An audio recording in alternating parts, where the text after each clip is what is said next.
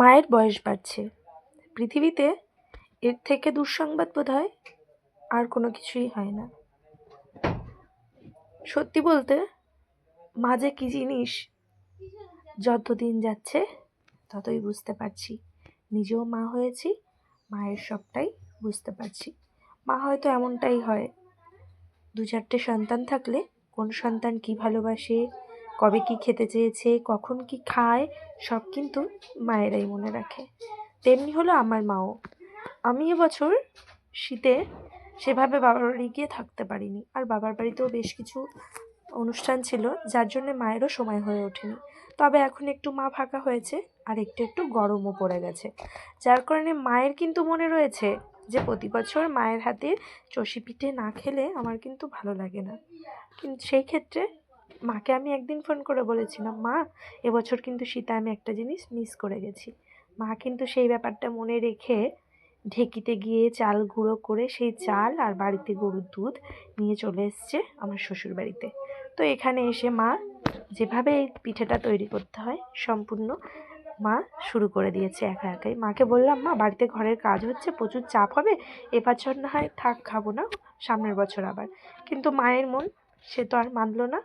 তাই মা সব কিছু গুছিয়ে নিয়ে একা হাতেই বসে পড়লো। তার সঙ্গে সঙ্গে দিয়ে দেখলাম যে মা একা হাতে কতক্ষণ করবে। আমার শাশুড়ি মা, ঠাম্মা শাশুড়ি, আমি সবাই মিলে বসে হাতে পাতে ছাড়া পিঠেটা করে নিলাম। তারপরে এইভাবে রাত্রেবেলায় খেজুরের গুড় দিয়ে, আমার খুব পছন্দের এই পিঠেটা, প্রত্যেক শীতে আমি মায়ের হাতে এটাই খাই। তবে এবছর খেতে খেতে ভাবছিলাম যে দেখেছো, মায়ের কিন্তু মনে রয়েই গেছে যে এবছর মায়ের ছোট মেয়েকে এই পিঠেটা খাওয়ানো হয়নি, তাই মা সব কিছু গুছিয়ে নিয়ে চলে এসেছে। যাই হোক বন্ধুরা, মায়ের কথা বলতে গেলে যত বলবো ততই যেন মনটা খারাপ হয়ে ওঠে। তবে আমার সব থেকে এটাই সবসময় মনে হয়, আমি ভগবানকে এটাই বলি যে ভগবান, আমি বেঁচে থাকতে যেন আমার মা বাবার কিছু না হয়। কারণ সেই ব্যাপারটা হয়তো আমি কোনোদিনই মেনে নিতে পারবো না, কারণ এটা তো বাস্তব, তাই না? চিরদিন কেউ থাকে না।